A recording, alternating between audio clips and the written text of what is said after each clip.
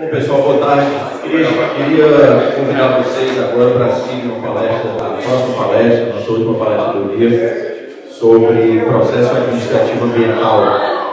Nós vamos receber aqui hoje o Dr. Luiz César Lopes, superintendente do IBAMA.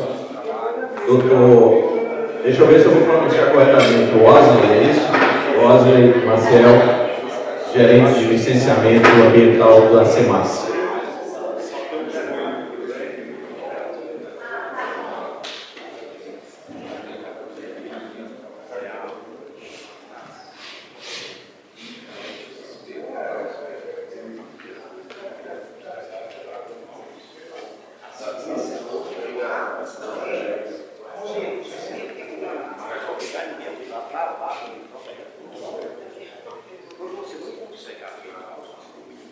Bom, pessoal, posso começar pelo Luiz? Vamos lá. Luiz César Lopes está aqui no Ceará, é de Goiás, é um amigo de Goiás, está aqui no Ceará como superintendente do IBAMA. Vou aqui ler o currículo do Luiz. Superintendente do IBAMA do Ceará, mestre em administração pública pelo IBP de Brasília, pós-graduado em compliance e integridade corporativa, consultor em relações institucionais e governamentais pela PUC de Minas Gerais, pós-graduado em Direito Penal e Processo Penal, MBA em Agronegócio pela Universidade Federal do Paraná, especialista em Direito Tributário pela FGV, membro da Comissão de Direito Público e Eleitoral da OAB de Goiás, membro associado da Associação Brasileira de Relações Institucionais e Governamentais, membro da Comissão de Direito Criminal da OAB de Brasília. Luiz, muitíssimo obrigado pela sua presença, seja bem-vindo. O tema é interessante, é importante e a gente quer aprender aqui com vocês. Posteriormente, vou apresentar o Costa. Boa tarde, pessoal. Satisfação estar aqui, agradeço a FAEP pelo convite, meu amigo Raimundo, agradeço o pessoal da CEMAS, que tem tido ultimamente muito convidado. A gente acabou de assinar um acordo de cooperação técnica com a CEMAS, que trata da gestão da fauna silvestre no estado do Ceará, para a gestão compartilhada lá do nosso SEDES, que é o Centro de Triagem de Animais Silvestres. Então, acredito que agora a parceria esteja se estendendo, o processo administrativo ambiental não pode ser diferente. O IBAMA e a CEMAS estão sempre inseridos no contexto de licenciamento, de fiscalização, e é muito importante essa interlocução interinstitucional entre o IBAMA e os órgãos que integram o Sistema Nacional de Contas. Fiz uma apresentação aqui. Eu estou superintendente do IBAMA desde maio do ano passado, de 2021. Assumi o IBAMA na condição de superintendente e ali, quando cheguei no IBAMA, encontrei alguns desafios. Dentre os desafios, a questão da gestão da fauna silvestre, mas também relacionado ao processo administrativo ambiental. Assim que eu cheguei, internamente havia um entendimento acerca, eu comentei com o Raimundo, advogado, do embargo, da medida cautelar de embargo nos autos de infração. Para vocês terem ideia, só no ano de 2021, o IBAMA marcou cerca de 596 autos de infração. Isso porque a lei complementar 140 de 2011, ela limitou as atribuições, a competência do IBAMA.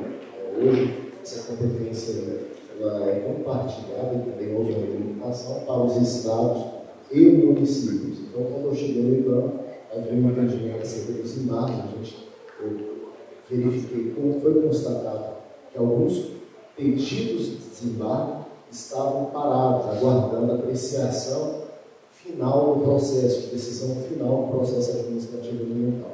Então, o primeiro passo foi pedir para que esses processos fossem desengavetados, para que fossem apreciados pela divisão técnica. Então, aqui eu vou explicar um pouco a importância do processo administrativo ambiental e de se entender estrategicamente como que tem que se dar a atuação dentro do processo administrativo ambiental. Porque isso aqui, no processo, tem um valor agregado. Se você não souber identificar a fase de atuação, com certeza o autuado, o empreendedor, que vai perder dinheiro hoje com a conciliação ambiental e com a adesão a uma solução legal para resolução do processo, você tem a possibilidade, o infrator tem a possibilidade de ter desconto de até 60% no auto de infração. Mas a partir, com o passar do tempo, esse percentual vai sendo reduzido, porque 60% é até a fase de conciliação. Se o autuado vier pedir depois, posteriormente, e até a decisão de primeira instância, que cabe ao superintendente, já reduz para 50%. Se for até a decisão de segunda instância, que compete ao presidente do IBAMA, já cai para 40%. Então, isso significa dinheiro. Dinheiro também em relação ao embarque. Aqui o doutor Felipe agradece a presença, advogado que atua na área ambiental, tem tido contato lá conosco, as portas do IBAMA, eu sempre deixo abertas aos advogados, empreendedores, eu recebo o prefeito, recebo os interessados que têm processo tramitando, porque eu entendo justamente isso, o valor agregado, envolve dinheiro, tem, às vezes, o embarque recai sobre o imóvel, e aquilo já tramita 3, 4 anos, não se encontra uma solução para resolver o problema do embarque, porque o processo de julgamento do auto de infração é um pouco demorado. Mas eu entendo que ele tem que ser apreciado de imediato. Então, a partir de 2021, quando assumir o IBAMA, levando em consideração a discussão normativa 01 e 02, editada pelo governo federal 2020-2021, eu passei a solicitar ao pessoal para que desse prioridade na apreciação do julgamento dos pedidos de desembarque. Então, hoje eu vou falar sobre o processo administrativo ambiental. Não é uma consultoria, eu acredito que você pode estar pensando, mas está na condição de advogado? Não. Porque é interesse do governo, interesse do IBAMA, tem um caráter pedagógico envolvido na questão de solução, buscar soluções para o processo administrativo ambiental. Ou seja, o órgão ambiental não pode estar com aquela mentalidade somente de penalizar. Há necessidade de ter uma mudança de paradigma em relação à questão da infração ambiental.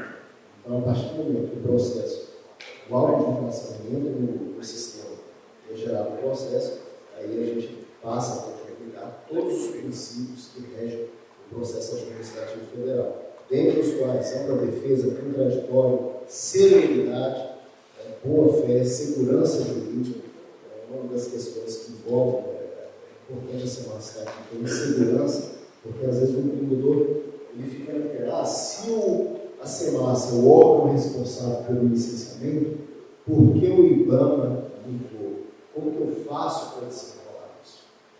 Então, acaba trazendo um pouco de insegurança jurídica, e essa desinformação, com certeza, vai ter um custo econômico que deve ser considerado. Então, para falar sobre o processo administrativo ambiental, trago aqui falar um pouco sobre o IBAMA, o Instituto Brasileiro do Meio Ambiente e dos Recursos Naturais Renováveis, que é uma autarquia federal com personalidade jurídica de direito público, vinculada ao Ministério do Meio Ambiente e à autonomia administrativa e financeira. O IBAMA descentraliza para os estados a execução de todas as atividades relacionadas à política nacional do meio ambiente. Tudo que compete fiscalização, execução do planejamento é descentralizado para os estados, para a superintendência dos estados.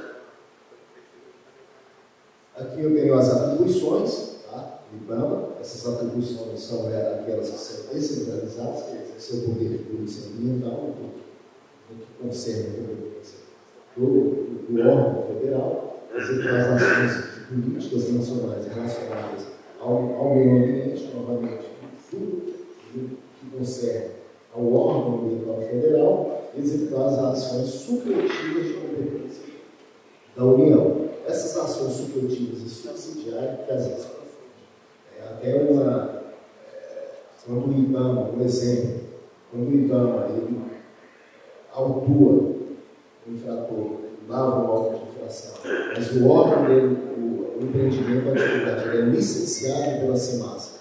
Então há essa discussão, o IBAMA poderia fiscalizar, é de competência do IBAMA, como que a gente faz para resolver? Então esse entendimento é divergente, a gente tem um entendimento do TRF aqui na região, que entende que é aquele princípio, que o órgão licenciador é o primeiro fiscalizador, ou seja, se a SEMASA licencia, compete à SEMASA fiscalizar, o IBAMA só pode fiscalizar caso seja comprovada a omissão da SEMASA. Então, há necessidade de evolução do entendimento. O STJ, infelizmente, ele ainda tem essa questão de interpretar essa subjetividade como que o IBAMA pode fiscalizar tudo, mas a gente caminha para que realmente cada órgão esteja dentro da sua esfera de competência, daquela delimitada lá pela lei complementar 140 de 2011, também pelo decreto 437 de 2015. E aqui, para falar de auto de infração, a gente delimita a lei complementar 140 do decreto, eles delimitam o licenciamento. Por essa delimitação, a gente pode absorver aquilo que compete ao IBAMA fiscalizar. Então, tudo está delimitado. Mas o IBAMA fiscalizou e aplicou uma multa relacionada à atividade que eu exerço e é licenciado pela SEMASA. Não encontra esse tempo. É isso que é a necessidade de evoluir. Eu acredito que a gente caminhe para essa evolução, porque os estados eles têm cada vez mais abarcado a questão do licenciamento e da fiscalização.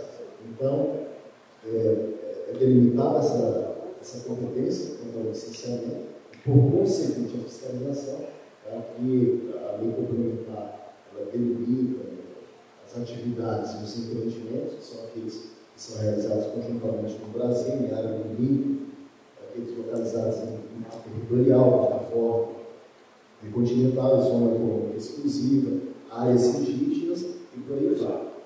Parece uma relação até extensa, mas não é. Bem delimitada pelo conceito, não. A gente tem toda a competência.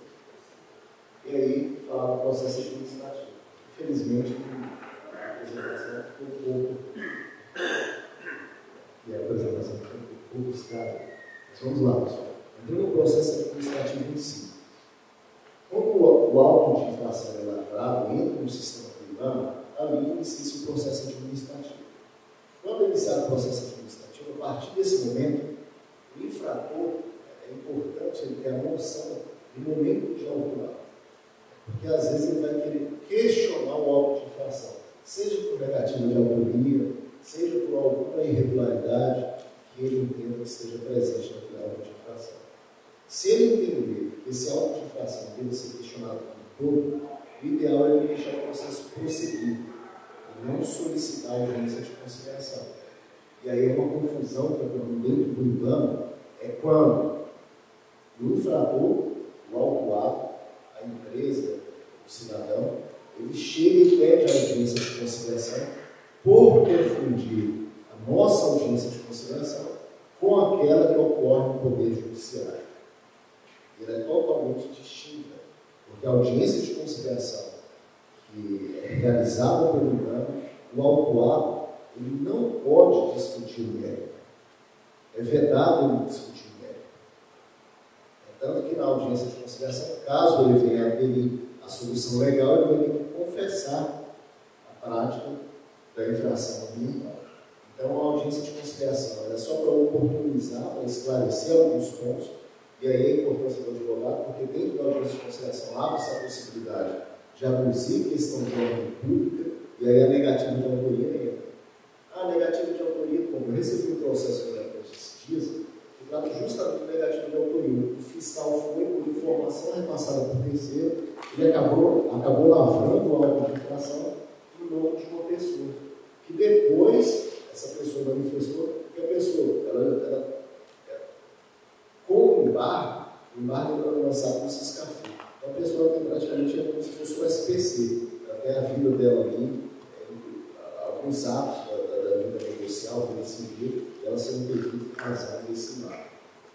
E aí buscou o IBAMA e aduziu justamente essa negativa de autoria.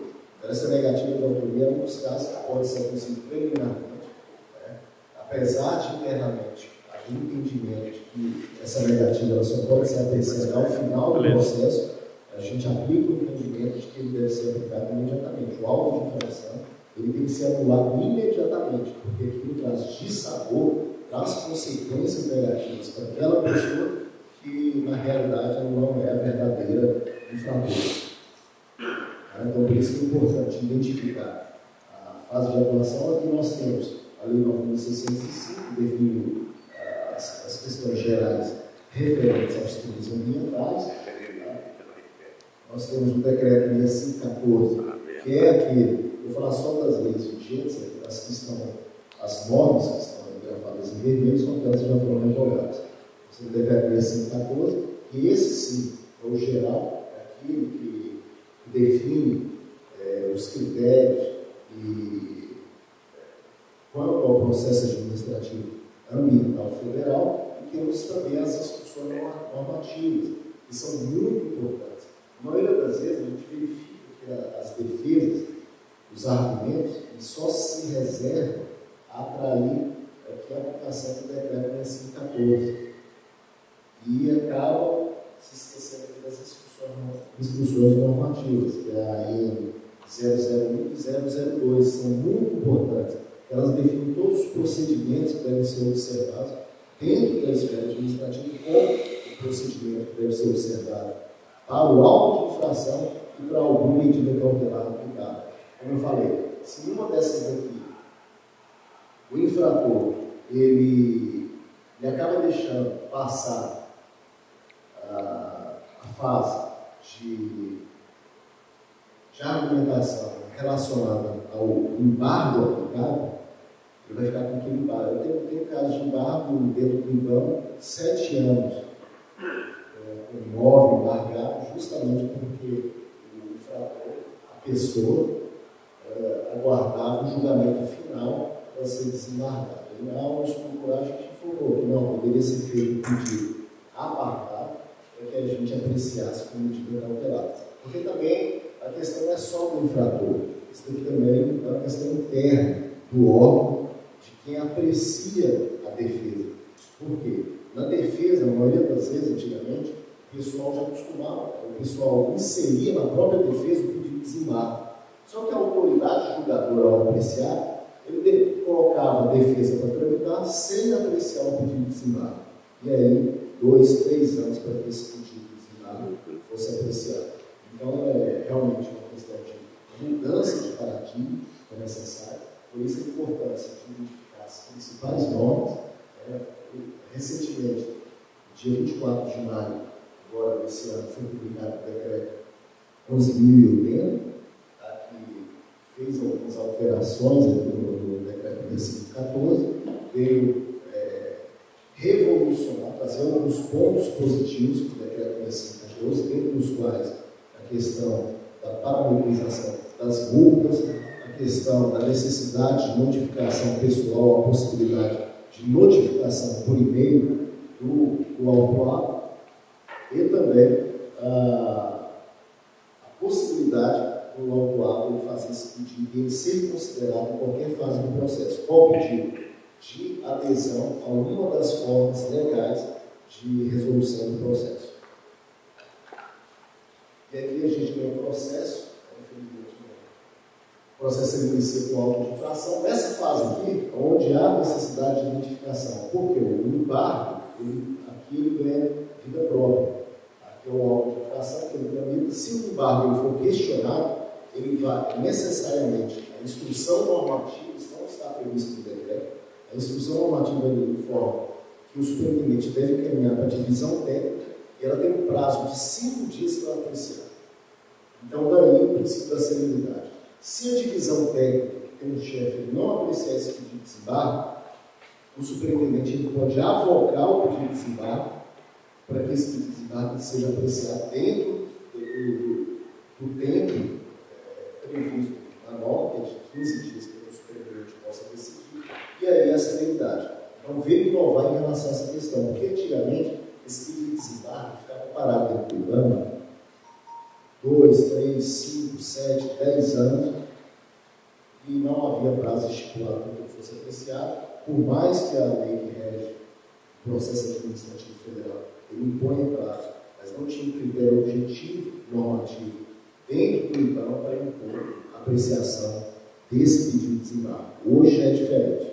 O chefe da DITEC tem um prazo de 5 dias, ou ele defere, ou se ele deixar de apreciar, o superintendente avoga. Se ele não deferir, a parte ela pode recorrer, sobe para o superintendente, e aí o superintendente passa a ter esse prazo de 5 dias para apreciar o pedido, o recurso de desembarque. E o auto de infração, ele tem uma limitação própria. Tá? Então, hoje, com a alteração do decreto 11.080, assim que o autuado recebe o auto de infração, ele tem 20 dias para se manifestar. Se ele perdeu esse prazo, ele pode estar perdendo dinheiro. Por quê? Nesse momento ele tem que saber se ele concorda com o auto de infração, e aí ele vai adotar uma estratégia, ou se ele discorda do auto de infração. A estratégia será totalmente diferente. Se ele concordar com o auto de infração, ele pode pedir uma audiência de conciliação, mas hoje essa audiência de conciliação, na verdade, ela serve só para ver o IBAMA, porque o autuado pode acessar o site do IBAMA com um formulário de adesão a uma solução legal. É a mesma coisa da audiência de conciliação. Porque se ele concordou, não precisa perder tempo de ir para uma audiência de conciliação, vai ser feita a mesma coisa. Então ele pode acessar esse formulário e optar. Entre as opções, ele pode optar por pagar, fazer o pagamento à vista, com desconto de 30%. Ele pode fazer um pedido de parcelamento, até 60 vezes. Tá? Sendo que ele não tem desconto. Foi uma alteração que o decreto trouxe, porque na disposição anterior, no parcelamento tinha o direito de desconto de 30%, e ele também pode fazer uma adesão a uma solução legal que é a conversão da multa em alguma atividade direta ou indireta vinculada à política nacional do meio ambiente. Direta, hoje a gente tem um depósito feito no fundo do Santa Catarina, e indireta, ele vai adquirir algum insumo que é destinado aos SEDAS. Tá? Então, em todo momento, ele pode fazer essa pergunta. Na conciliação, as partes, há uma redução do preço do valor da multa ou não há concessão de abatimento? Audiência de conciliação? Tanto na audiência de conciliação como sem audiência de conciliação. Se ele fizer o acesso no site, a finalidade será a mesma. O resultado será o mesmo. A única diferença na audiência de conciliação está na presença de conciliador, e na internet ele vai acessar o formulário e ali ele pode aderir. A maioria das vezes a audiência de conciliação é utilizada para sanar dúvida, mas para sanar dúvida não há necessidade. A gente tem um pessoal que foi destinado no atendimento para sanar esse tipo de dúvida e para fornecer o formulário sem necessidade da audiência de conciliação. Hoje a audiência de conciliação, ela praticamente é destinada só mesmo, no caso dos advogados da parte, querer aduzir alguma questão de ordem pública. Ou seja, se o autuado não concordar com o auto de infração e tiver alguma questão de ordem pública para aduzir, tá? Porque senão não há necessidade da audiência de conciliação. Eu quero algum esclarecimento. O IBAMA tem um atendimento onde, independente da realização da audiência de conciliação, é fornecido um formulário onde o autuado pode fazer a opção. Se essa opção for dentro dos 20 dias da autuação e antes da audiência de conciliação, ele vai ter ali uns 60% de desconto. Obrigado. Então são 3 níveis de desconto. Nos 20 dias após a notificação e que antecede a audiência de conciliação, ele tem direito a 60%. Se ele deixou passar essa fase, perdeu, e depois ele fala, não, eu quero aderir,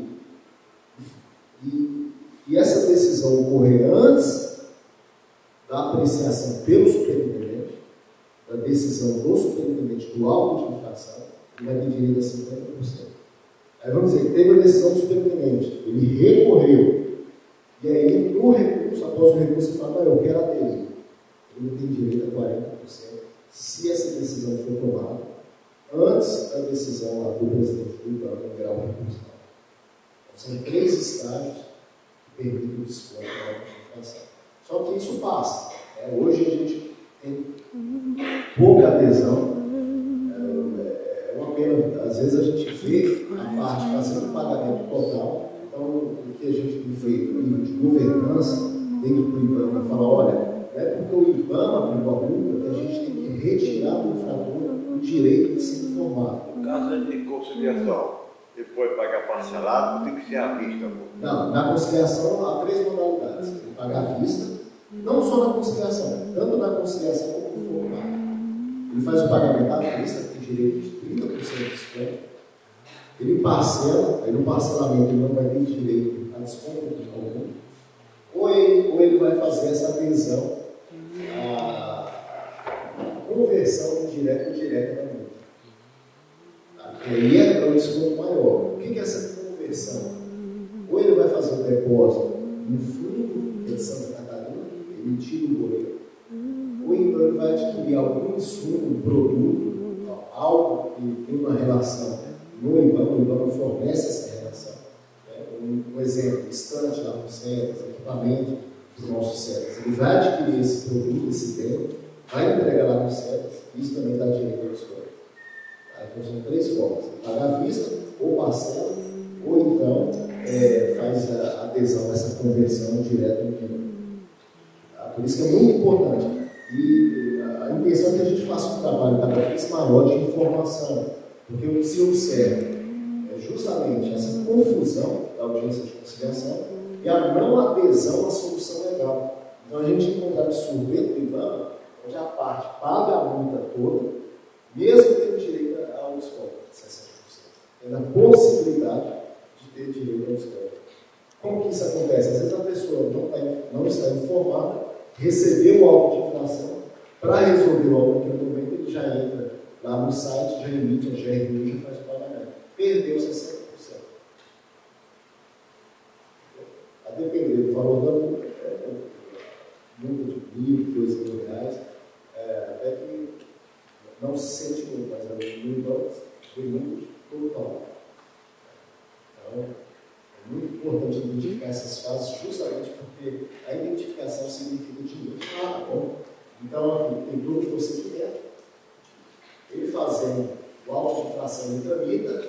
Esse auto de infração ele vai para Brasília, para um grupo. Depois desse auto de infração, antigamente, esse auto de infração ele era julgado por técnico, por alguém dentro da própria divisão técnica. Hoje não. Hoje esse auto de infração é julgado pelo superintendente, com possibilidade de recurso ao presidente do IBAMA. Tá? Foi melhor, foi pior. A gente tem a necessidade de uma alteração, como eu falei, uma mudança de paradigma dentro do órgão. Que o órgão deixe de pensar que a função dele é somente penalizar. Então não há necessidade dessa quebra de paradigma, que o órgão venha mesmo, dentro dos objetivos estratégicos específicos, saber que foi um caráter pedagógico, ele tem sim que informar e a gente tem que prestar todas as informações necessárias para que o infrator tenha mecanismos de correção de algum tipo de erro que tenha ocorrido durante a leitura, caso tenha havido, ou então de adesão às soluções legais. Aqui é a segunda fase, tá? Onde a gente se for depois, vigilado pelo superintendente, ele, se a parte recorrer, o recurso cairá para o presidente do IBAMA, o presidente do IBAMA passa a deter a competência para julgar esse recurso. Tá? E aqui para finalizar, o valor do conhecimento. Tá? Então, o valor desse conhecimento é estratégico, porque é justamente o que define qual o momento de atuar. Seja o advogado, seja o interessado, o autuado, é muito importante, dentro desse processo administrativo militar. Isso muda. A gente conversava com o Exato Felipe há 2 meses e mudou. Então, o procedimento muda pelas discussões normativas.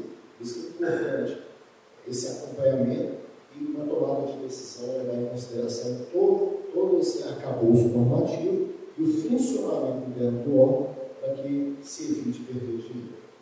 O valor econômico, né, que está envolvido, então, não estou nem no processo, não. Mas você identificar o momento correto de agir e o que fazer dentro do processo, vai evitar que você tenha um prejuízo. A maioria das vezes isso é feito de forma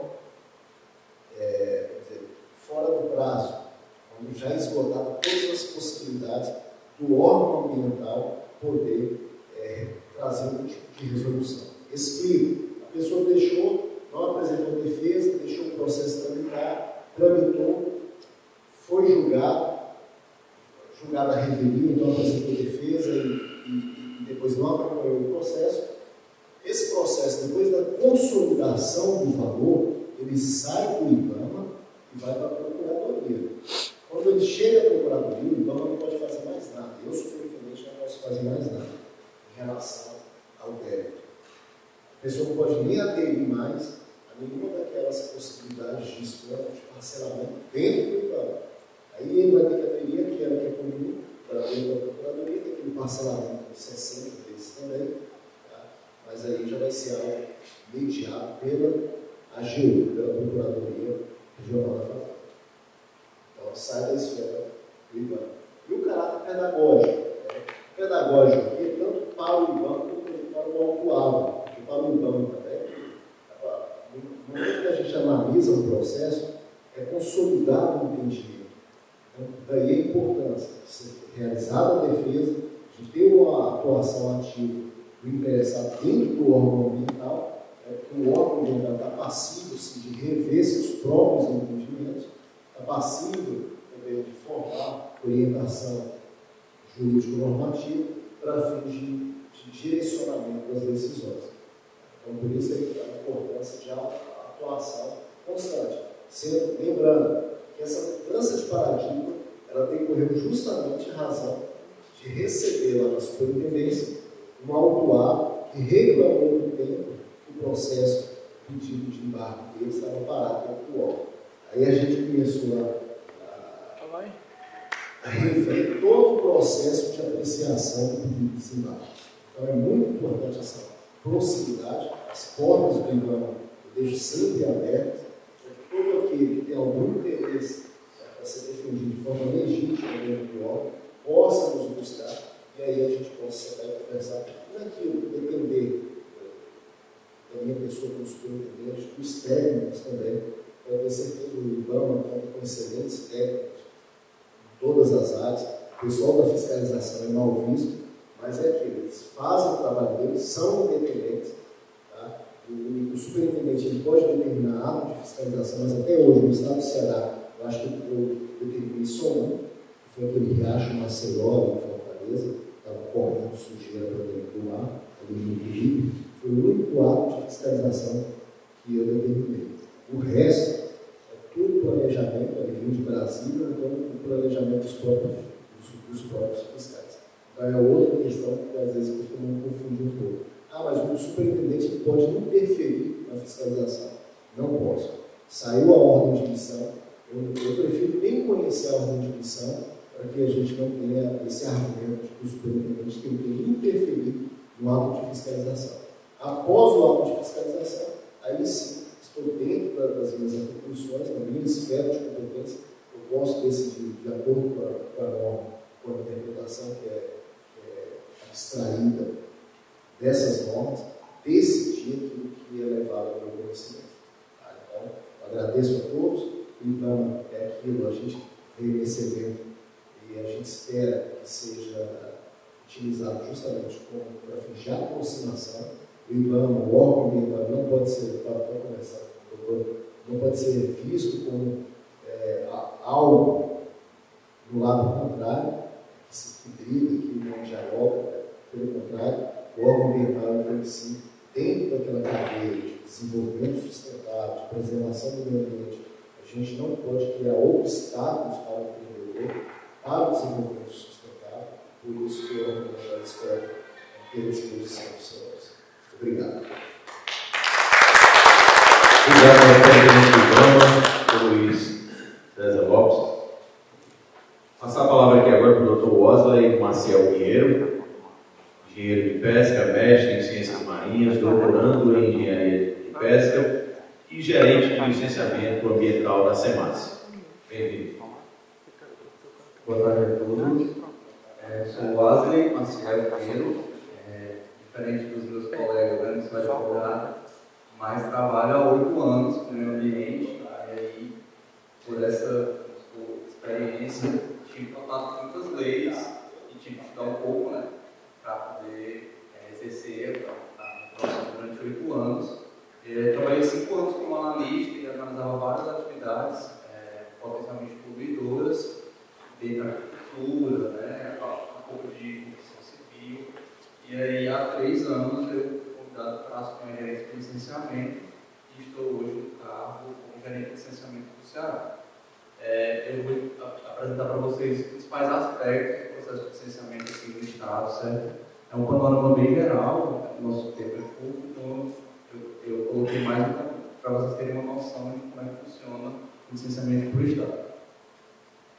Bom, esse aqui é um resumo da apresentação. Falo primeiro sobre o RIC, licenciamento ambiental no Estado do Ceará, depois vou falar sobre as resoluções que nós aplicamos, as tipologias de licença que hoje nós temos no Ceará, um pouco sobre a APP, né, o que é uma área de preservação permanente, sempre existem muitas dúvidas com relação a isso. Vou finalizar falando sobre alguns condicionantes e exemplos que nós temos aqui de licenciamento para o Estado.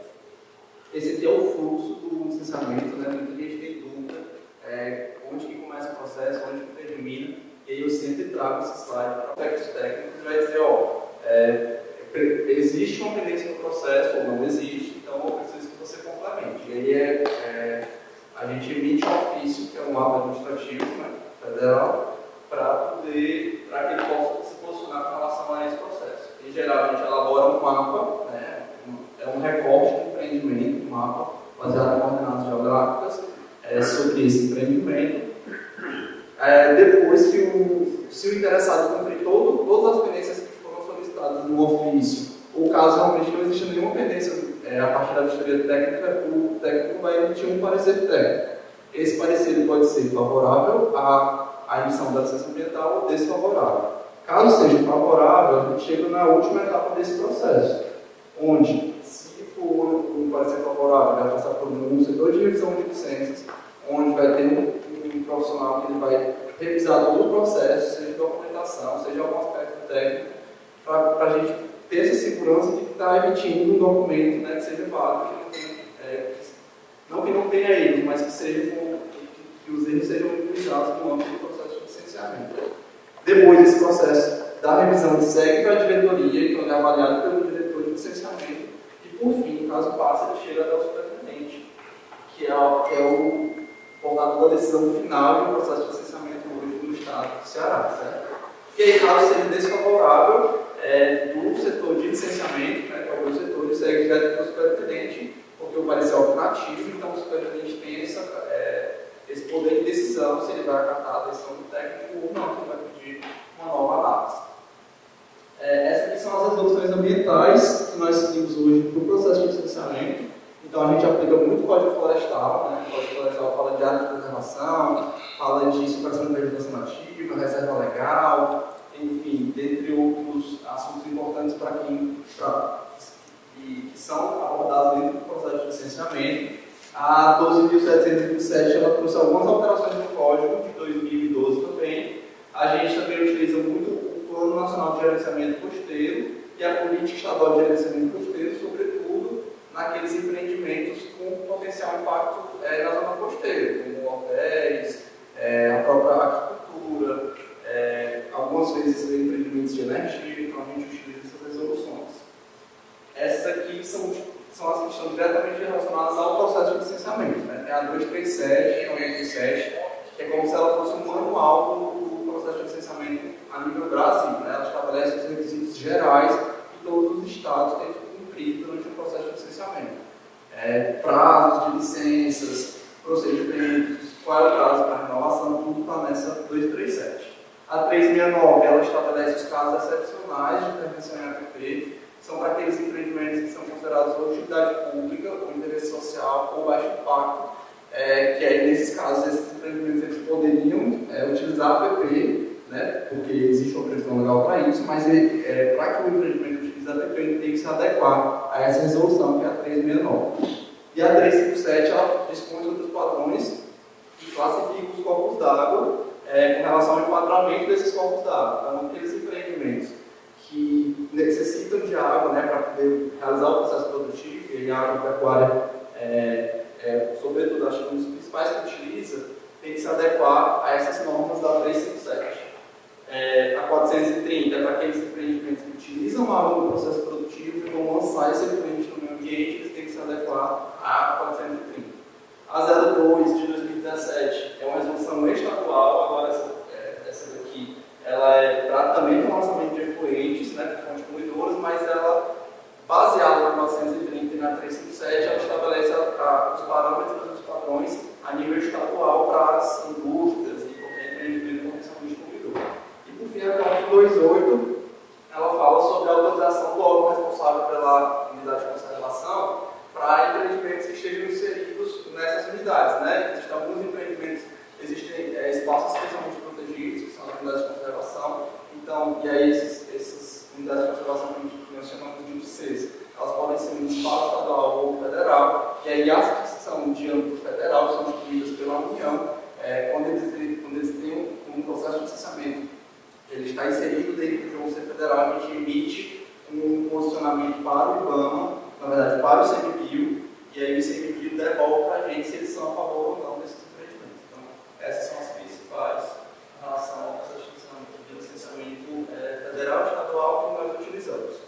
Essa aqui, a resolução do PEPA 02, ela é como se fosse o manual do Estado do licenciamento. Ela vai dispor sobre os critérios, os padrões, as taxas de serviços prestados, enfim, ela vai falar sobre o que o empreendimento, o empreendedor vai precisar para abrir um processo de licenciamento na SEMASSE, quais são as regras que ele vai ter que seguir, e aí ela vai estabelecendo os prazos até chegar ao funcionamento final do órgão. O anexo 1, ele traz a lista de atividades passíveis de licenciamento no estado do Ceará.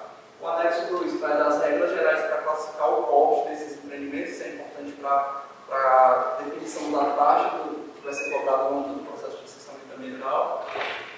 O anexo 3, eles falam sobre os critérios de classes de cobrança, e o anexo 4, as taxas de serviços prestados. E aí, a 02, como eu falei, né, ela fala sobre o RIT em si, completamente sobre o licenciamento ambiental, e estabelece também as tipologias de licença que nós adotamos hoje no Estado. Né? Existem as licenças que são de âmbito geral, que geralmente trabalha com licenciamento, tem LP, licença prévia, LI, LO, mas cada Estado tem esse poder de definir quais são as tipologias de licença que vai adotar. Então, essas aqui são as licenças ambientais hoje que nós aplicamos no Estado do Ceará. Então, a LPI, ela é uma licença geral, ela só aprova a concepção do projeto, né, a localização do empreendimento. A LI é uma licença que vai permitir a instalação do empreendimento, caso tenha sido cumprido tudo na licença anterior. E a LO, em geral, ela autoriza a operação do empreendimento, caso tenha sido cumprido tudo na licença de instalação.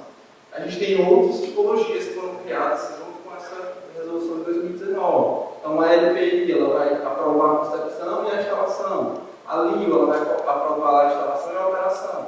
E aí temos outros casos aqui: licença para ampliação, licença para readequação de postos de combustíveis. Caso o empreendimento queira realizar a operação de licença, existe uma categoria. Existem os procedimentos também mais simplificados. Acho que no próximo slide eu posso citar alguns deles. Algumas atividades, pelo porte, pelo potencial poluidor degradador, que é mais baixo, elas são passíveis somente por uma tipologia de licença, que nós chamamos hoje de uma licença ambiental única. Então, o empreendimento ele não seria necessário que ele seguisse o rito trifásico, né, de LP, LP e LO. Ele precisa somente uma licença e a gente se posiciona com relação a essa licença. A LA, que é uma licença autodeclaratória, algumas atividades hoje também são passíveis nesse tipo de licenciamento. E a autorização ambiental são para empreendimentos em geral de natureza temporária, de de empréstimo, enfim. E aí também existe aquelas atividades que elas são isentas de licenciamento, ou seja, a atividade ela não está disposta na resolução estadual, então o interessado estaria isento de licenciamento, ele abre o processo administrativo, a gente verifica se a atividade está disposta na resolução estadual, se não tiver, a gente se posiciona dizendo que ela é isenta de licenciamento, é uma declaração. Geralmente eles precisam para pedir crédito aos bancos, então existe uma demanda desse tipo de processo. A dispensa de licenciamento é quando a gente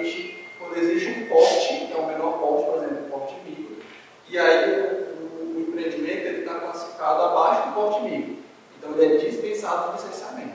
Antes ele era dispensado de licenciamento, de acordo com a nossa categoria, com a nossa definição desde 2019. Mas hoje essa dispensa de licenciamento ela virou uma licença autodeclaratória, né? Recentemente a gente teve uma revogação do STF com relação à dispensa. Diz que nenhum Estado poderia poderia se posicionar dispensando atividades de licenciamento ambiental a nível Brasil. Então ele revogou essa dispensa de licenciamento e aí, em substituição, a gente criou uma modalidade que é uma licença autodeclaratória para esses empreendimentos de porte em geral muito pequeno, com um potencial poluidor baixo. E aqui, ó, eu trouxe um anexo para que vocês verifiquem, por exemplo, que atividades são essas, né? Nos anexos dessa resolução estadual, são aproximadamente 31 grupos de atividades. Cada grupo vai ter aproximadamente 10 atividades ou mais. Então, por exemplo, na agropecuária, eu tenho dos códigos 01 até o 12. Criação de animais, que é onde vai entrar cultura, caponicultura, suinocultura, cultivo de plantas medicinais. Aí vai ter os projetos de sequeiro, projeto agrícola, uso de agrotóxicos, sem uso de agrotóxicos, projeto de irrigação, aqueles registros de estabelecimento. Então, aqui é o anexo meu que vai definir quais são as atividades que são passíveis de licenciamento. E aí vão ter outros anexos, aqui só mostrando para vocês onde estão aí classificadas as atividades. Eu trouxe esse slide só para vocês terem uma noção que existem algumas atividades que elas são passíveis somente até a licença de instalação, mas elas não são passíveis de operação. Então, o condomínio é passível somente até a licença de instalação, não é necessário a licença de operação. E existem algumas atividades que elas são passíveis de licença única, que foi o que eu falei para vocês. Ele não vai pedir 3 licenças, ele vai pedir somente uma para englobar os 3 processos juntos. Aqui são os prazos hoje que nós adotamos no Estado. Em geral, eles são muito parecidos. Eles só têm uma pequena mudança para a LIAN, né, que é a licença de instalação e ampliação, que vão ser 5 anos para o PPD baixo, 5 anos para o médio, 4 anos para o alto. PPD, né, o potencial poluidor do elevador da atividade.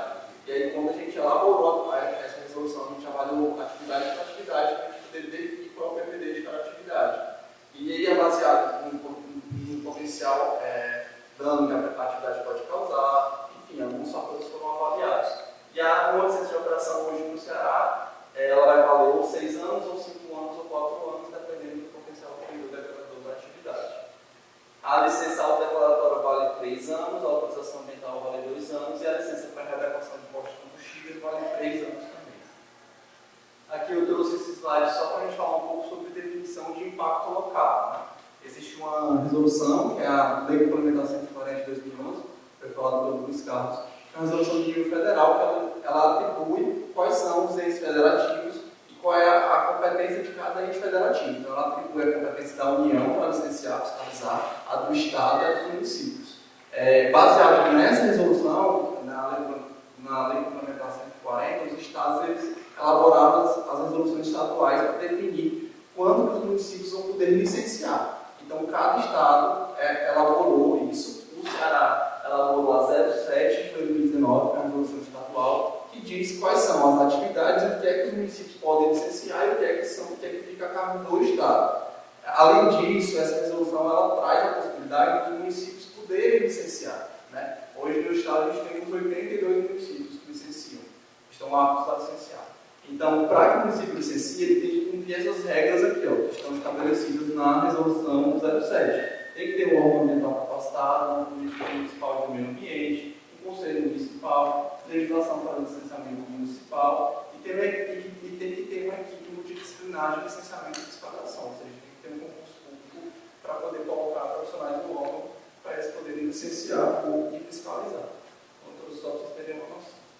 Esses são os principais estudos ambientais que nós solicitamos hoje no âmbito do Ceará, né? Destaque aqui para o IACLIMA, que é um estudo mais complexo. Geralmente é solicitado para empreendimentos de grande porte, né? Por exemplo, energia eólica, usinas solares, aeroportos, portos. A gente solicita esse tipo de empreendimento elaborado por uma equipe técnica multidisciplinar e avaliado por pelo menos 5 técnicos dentro do órgão ambiental. E temos os de pequeno porte, que são, por exemplo, atividades mais simples. Então, a agropecuária, geralmente ela vai entrar aqui no relatório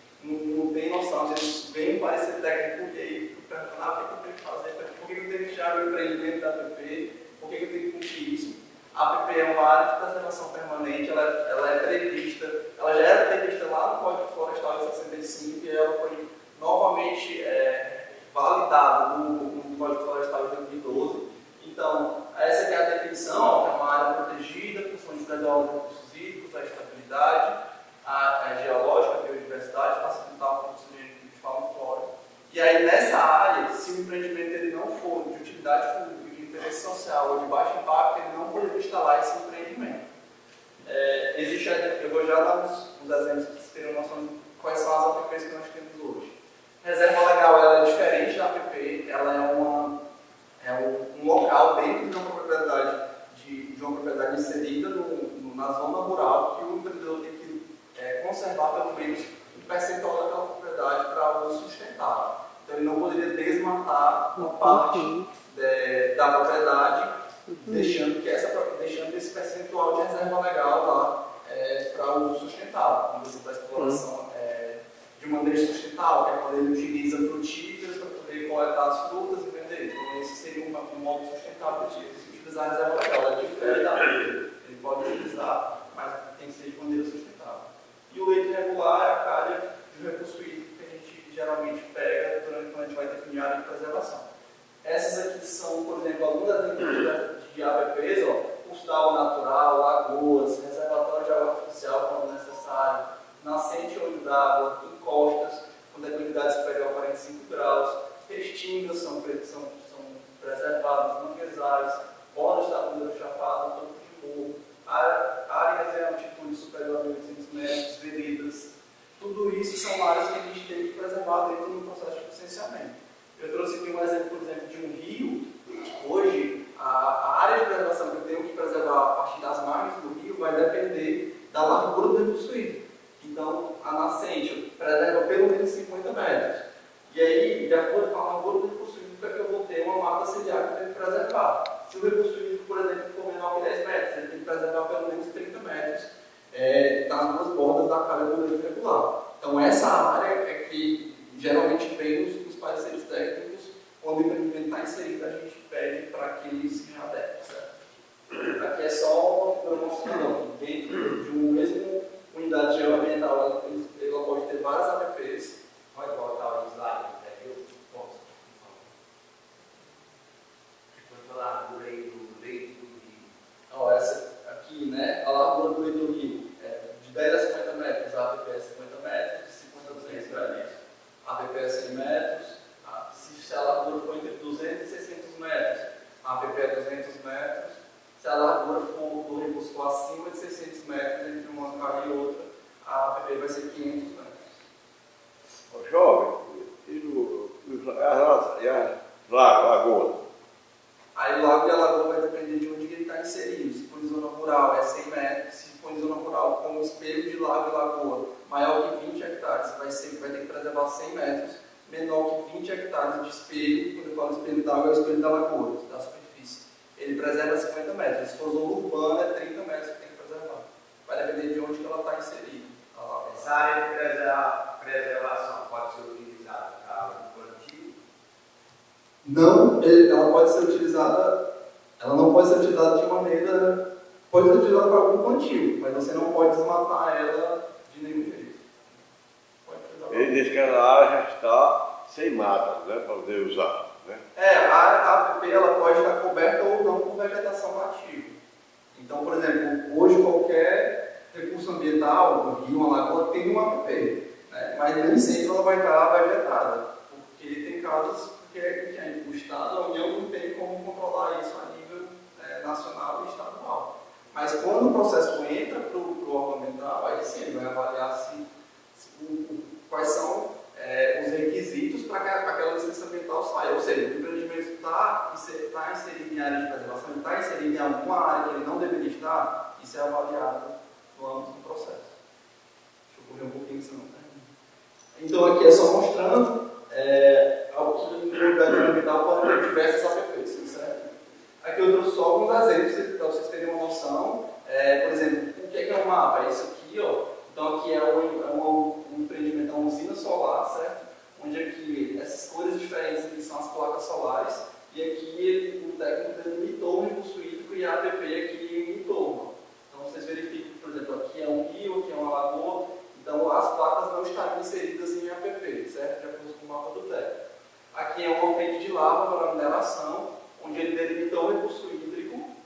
vários circuitos aqui, tem uma lagoa do lado, ele delimitou 3 frentes de lava, né, que é onde ele vai extrair o minério para poder utilizar, certo? Aqui é uma extração de areia do leito do rio Jaguaribe, então ele faz a extração diretamente dentro do rio, dentro da calha do rio de areia para poder utilizar na mineração. Aqui eu trouxe só para vocês terem a noção do que é um parecer técnico. Então aqui vai o número do processo, como interessado, CNPJ, interesse, e começa os fundamentos que o técnico vai usar para poder se posicionar. Né? Ele vai falar um pouco da introdução do empreendimento, vai acompanhar a documentação apresentada pelo interessado, vai falar a localização do empreendimento, e é nessa parte que ele vai dizer se está em APP, se não está em APP, se está em alguma unidade de conservação, em alguma área protegida. Depois ele vai falar da vistoria técnica, vai falar de considerações jurídicas aqui para poder dizer se ele é favorável ou não, e vai concluir se ele é favorável ou se ele é desfavorável ao empreendimento. Aqui é um exemplo de licença ambiental, para vocês terem uma noção também. Então aqui vai o nome do empreendimento, aqui é o que a licença ambiental ela dá direito ao interessado. Então aqui no caso é uma regularização de licença de operação para a carcinicultura, tem uma área de viveiros de 17 hectares. E aqui são as condicionantes, eu vou explicar um pouquinho. As condicionantes, depois que o empreendimento consegue emitir uma licença, ele tem que cumprir algumas regras, que nós chamamos de condicionantes, para que ele possa operar de maneira sustentável. Então, durante o tempo de vigência, em geral melhor mais de 5 anos, ele tem que apresentar um relatório anualmente para a SEMASSE, informando quais são os possíveis impactos, se for uma atividade que ela utiliza recursos e lança no meio ambiente, vai ter que apresentar um relatório de monitoramento do ambiente que ele vai lançar. E aí a gente vai verificar se o que ele está lançando está dentro dos padrões. Então as condicionantes elas são após o licenciamento que ele precisa cumprir. Eu trouxe o site da SEMASSE, para vocês terem uma noção. Ele é passível de você fazer simulação de taxa de licenciamento, de taxa de laboratório, de checklist, que são as documentações necessárias para você abrir um processo. Então aqui esse é o site. Se você for em simulador, você consegue olhar isso que eu falei. Eu fiz aqui uma simulação. Aqui é o tipo do processo que você colocaria a tipologia de licença. Eu coloquei uma licença de operação para a extração de argila, área do silo, e aí gerou um checklist que o interessado vai poder imprimir para poder ver quais são as documentações que ele tem que cumprir. E aqui também é um simulador da taxa de licenciamento, né, que é a taxa que ele vai pagar para o órgão para a gente poder mandar um técnico na área e avaliar o empreendimento dele e poder se posicionar. Então aqui eu fiz uma simulação também, por exemplo, de um empreendimento em Crateús, que é uma distância de 185 km da parte do Ceará. Ele teria que pagar uma taxa de R$5 mil para entrar o processo para a gente poder avaliar, certo? E é isso, queria agradecer a atenção de vocês. Pessoal, nós já estamos com o tempo estourado e infelizmente a gente não vai abrir espaço para perguntas. Peço perdão a vocês, mas sem querer desmerecer as palestras anteriores, mas esse tema é um tema de uma importância sem tamanho para o nosso estado, enfim, de uma forma geral, principalmente para os produtores rurais. Eu também tinha perguntas e comentários a fazer, tanto para a SEMASSE como para o IBAMA, e eu gostaria aqui de lançar uma ideia, e volto a repetir, sem desmerecer as palestras anteriores, eu acho que essa era uma palestra de uma importância ímpar. Eu gostaria de levar essa conversa para dentro da Federação da Agricultura, se vocês aceitassem, a SEMASSE e o IBAMA, se a gente conseguisse marcar um momento lá na Federação da Agricultura para a gente tratar desse assunto de uma forma mais tranquila e mais profunda, digamos assim, né? Nós temos aí o problema da carcinicultura, que a gente teve uma visita lá na SEMASSE, nós temos a questão do licenciamento, um pouco da demora do licenciamento, que isso é um problema que não é resolvido de uma hora para outra. Nós temos a questão do IBAMA, que, como o Luiz bem falou, às vezes autua uma propriedade rural que está esperando o licenciamento da SEMASSE. Isso é fato, isso já aconteceu, tem acontecido lá na Federação, de chegar a esse tipo de reclamação. Então eu queria lançar aqui o convite para você, Wesley, para você, Luiz, para a gente marcar alguma coisa dentro da Federação da Agricultura, tá bom? Obrigado, pessoal. Muito obrigado mesmo.